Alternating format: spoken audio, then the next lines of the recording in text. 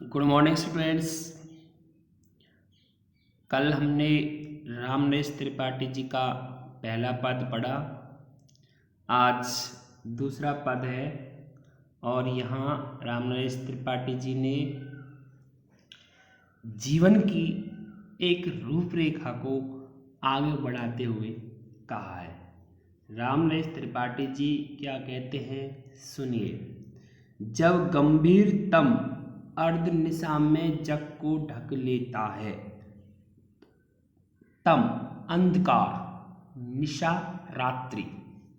जब भयानक अंधकार अर्धरात्रि को, आधी रात को संसार को ढक लेता है, अंतरिक्ष की छत पर तारों को चिटका देता है। अंतरिक्ष आकाश।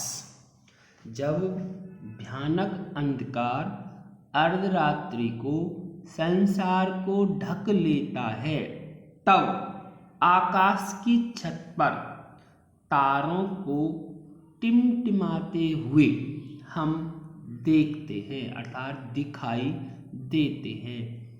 सस्मित वदन जगत का स्वामी मृदु गति से आता है। सस्मित खुशी से, वदन बोलता हुआ, जगत का स्वामी इस संसार का मालिक मृदु कोमल गति से आता है, अर्थात खुशी से बोलता हुआ संसार का स्वामी कोमल गति से आता हुआ दिखाई देता है। तट पर खड़ा गगन गंगा के मधुर गीत गाता है। तट किनारा, आकाश रूपी गंगा के किनारे खड़ा होकर मधुर गीत गुनगुनाने लगता है।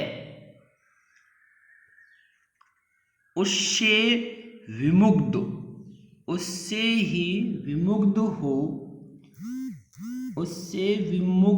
हो नभ में चंद्र विहंस देता।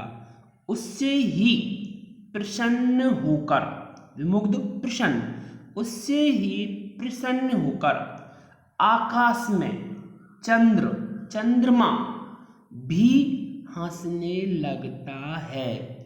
वृक्ष विविध पत्तों पुष्पों से तन को सज लेता है। जो वृक्ष होते हैं वे विभिन्न प्रकार के पत्तों और पुष्पों से अपने शरीर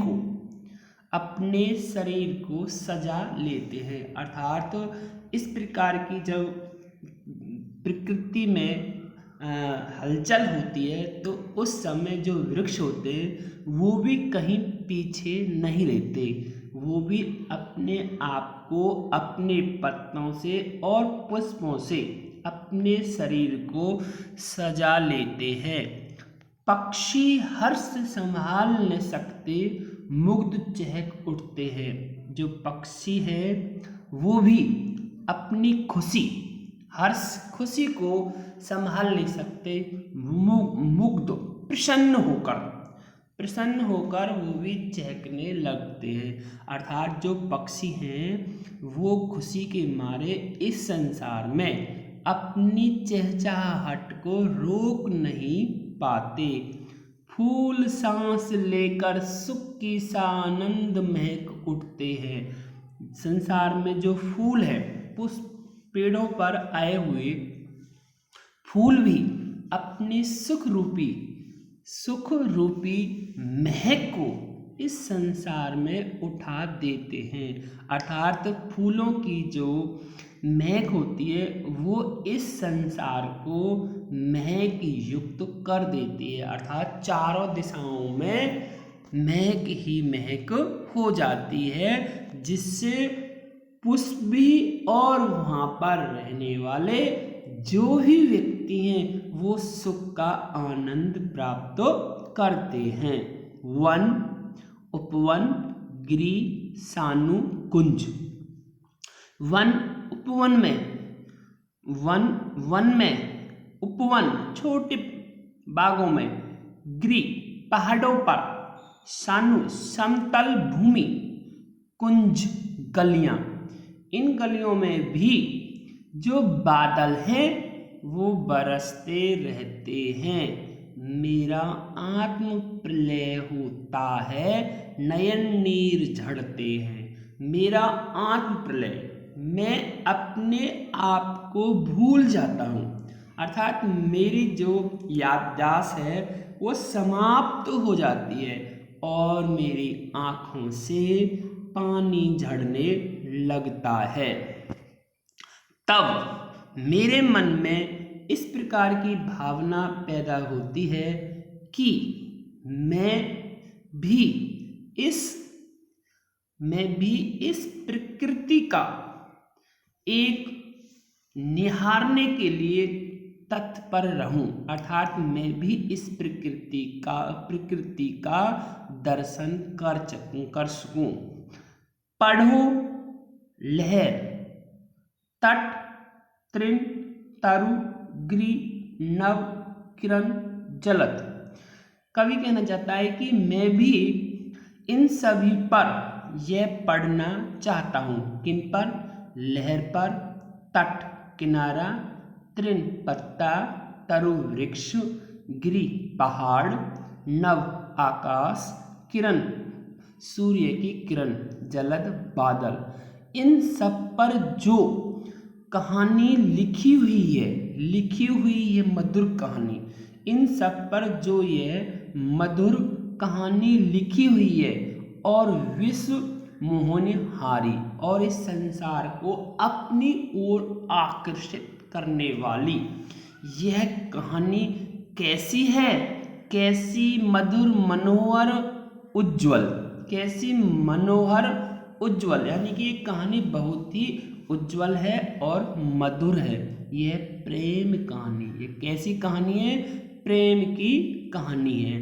मेरे मन में एक भावना उत्पन्न हो रही है कि मेरे हृदय में आ रहा है अक्षर बन इसके बनो विश्व की बानी, कि जो ये प्रेम रूपी कहानी लिखी जा रही है, इस प्रेम रूपी कहानी का मैं भी एक अक्षर बनूं और अक्षर बनकर विश्व की अर्थात संसार की वाणी बन जाऊं, अर्थात जो संसार के लोग इस प्रेम रूपी कहानी को पढ़ रहे हैं, उस प्रेम रूपी कहानी में मैं अक्षर बन जाऊंगा तो वो लोग मुझे भी पढ़ेंगे। स्थिर, पवित्र, आनंद प्रभावित, सदा शांति सुखकर है। कवि कहना चाहता है जो एक कहानी है कैसी है? स्थिर है, पवित्र है और आनंद से प्रभावित करने वाली है, सदा शांति सुखकर और हमेशा शांति और सुख देने वाली है। आहा, प्रेम का राज्य परम सुंदर, अतिशय सुंदर है। जो ये प्रेम रूपी राज्य है ये बहुत ही सुंदर है और अति सुंदर है। हे प्रियतमा, इससे बढ़कर कहीं दूसरी जगह ऐसा प्रेम रूपी राज्य मिलने वाला नहीं है। अर्थात कवि कहना चाहता है अपनी प्रियतमा से कि जो ये परम रूपी राज्य अर्थात जो प्रकृति रूपी राज्य है, इस प्रकृति रूपी राज्य के सामने जो अपनी पत्नी का प्रेम है और वो भी सुख और आनंद देने वाला है, उस सुख और आनंद को कहीं पीछे छोड़ने वाला यह प्रेम है प्रकृति का। अर्थात जो प्रकृति का प्रेम है वो पत्नी के प्रेम से बढ़कर है। अर्थात यहाँ पत्नी के प्रेम को छोटा रूप दिखाया गया है। कवि कहना चाहता है कि जो प्रकृति है वो बढ़कर है। यहाँ पर बच्चों बहुत ही अच्छा प्रकृति का वर्णन किया है कवि ने। यहाँ पर प्रकृति के जरिए इस प्रेम रूपी कहानी में ऐसा कोई तत्व नहीं छोड़ा है जिस तत्व का वर्णन इसमें ने किया हो। अर्थात जो प्रकृति में है उस प्रकृति का वर्णन कवि ने खुलकर अर्थात एक एक, यानी कि जैसे तट है, पत्ता है, पेड़ है, पहाड़ है, आकाश है, किरण है, बादल है, समतल भूमि है, और जितने भी इस संसार में वो हैं, इस सिंपल सिंपल सीधे सीधे तत्व हैं, उन सभी तत्वों का वर्णन बड़े प्रेम से कवि ने किया है। तो बच्चों, आपको ये पद पूर्ण रूप से याद कर लेना है और लिख लेना है। लिखने का तरीका आप पूर्ण रूप से जानते हैं, क्योंकि प्रतिदिन आप इस प्रकार का कार्य करते आ रहे हैं। जब आपको कविताएं पढ़ाई जाती हैं तो कविताएं पढ़ना और लिखने का तरीका आप एक बार में ही समझ जाते हैं। तो इसके बाद आप इसके प्रश्न उत्तर पढ़ेंगे, वो आप नेक्स्ट वीडियो में देख पाएंगे। यहाँ तक का कार्य पूर्ण। थैंक्स।